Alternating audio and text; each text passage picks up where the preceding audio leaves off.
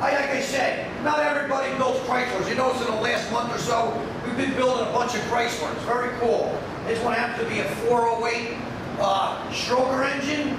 This starts out with a 360 roller block. Put a nice roller cam in here. Got a forged steel crank, an H-beam rod, and a forged piston. That's a dynamite bottom end. Finished off with a nice Meladon oil pan. We put some Edelbrock heads on here. Some hardened push rods, some roller rockers, Edelbrock intake, Holly Carp, MSD distributor.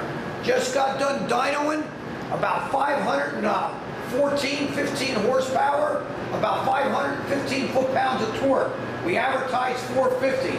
What more can you ask for? If there's anything you're looking for in a Chrysler engine, maybe a Chevy, Ford, or Pontiac, give us a call, 1-800-267-3940. Peace and God bless. Thank you.